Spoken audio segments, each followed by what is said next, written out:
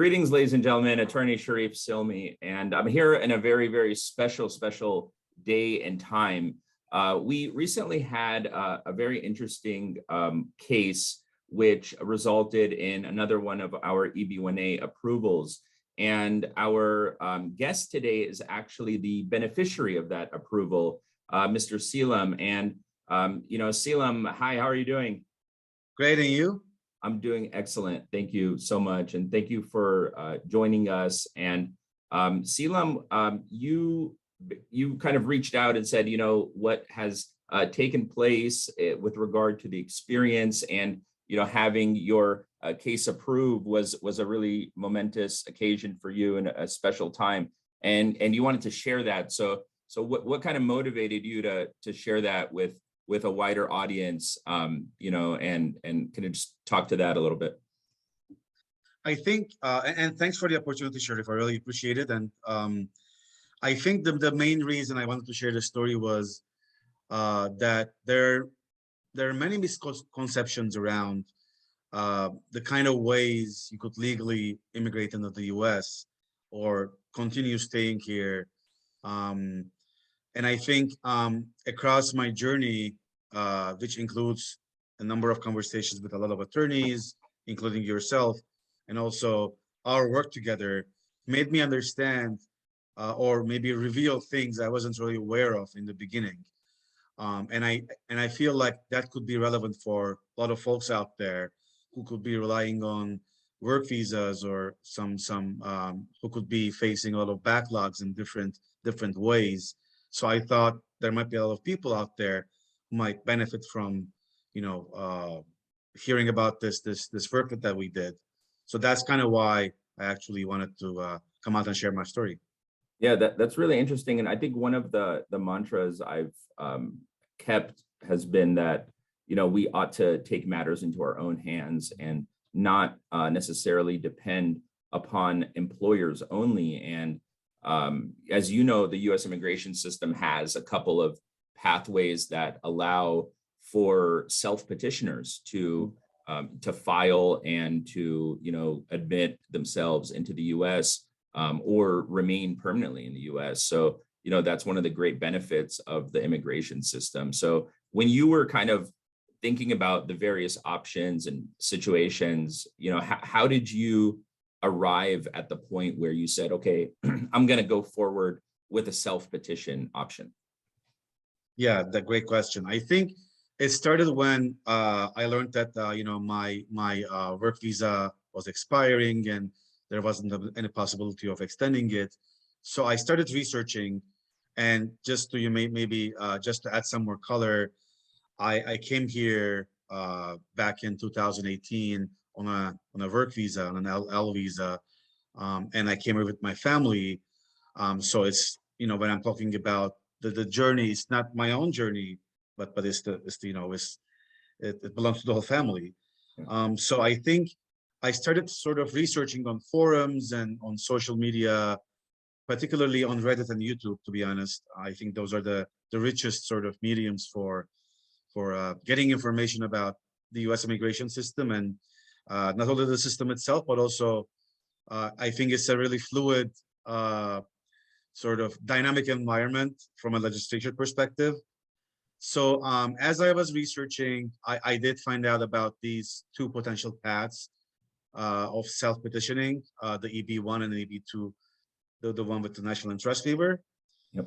And when I sort of just read the descriptions, I think there's two sides to it. There's first the actual sort of legislation or the law itself, where you have really clearly defined criteria upon which you might fit or not fit. But then there's also the way that those could be interpreted, because there are certain visas, I believe, like the L visa, where if you meet certain conditions, like working in this specific company in your home country for X number of years, then you're qualified. The EB1 and EB2, not quite like that. So when I first heard about the criteria, I was like, oh, maybe I have a shot here. And then I did some more research and then started talking to a lot of attorneys. And then specifically about the EB1, I think a lot of the conversations I had was along the lines of, this is really a green card with a really high bar. It's almost impossible for people to meet unless you have like tens of publications and highly rated journals, and you are really a scientific figure that's known in your field. Whereas the way I was looking at it was, I do have scientific training, but I'm not practicing science itself. I'm doing business based on my scientific training. So when I sort of did a bit more digging, I came across a lot of YouTube videos, and then I came across your videos in particular, where I think you do a great job in elaborating on those nuances where, yes, if you want to take the academic route, yes, there are certain criteria for really being on the top of your field from a scientific standpoint. Whereas there's also the field of business, where I think establishing your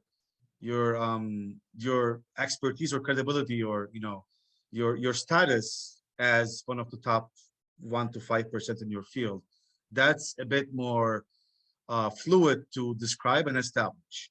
Yeah, So it's interesting because so many people come to us and they say, attorney, we don't have publications, or we don't have citations, or I don't have a PhD, and everybody has told me that I need those things in order to apply for an EB1A. How is it possible that I can, get approved under those circumstances if, for example, I'm in the business world or technology world, or, I'm an engineer, for example. And I think, you mentioned that you had a series of conversations with different attorneys, and that was the impression that was kind of shared with you, that, hey, you don't have publications, or you don't have, citations, for example. Therefore, it's not going to be possible to pursue this, EB1A standard. But then when we had our conversation, I think, maybe you kind of got a little bit different perspective.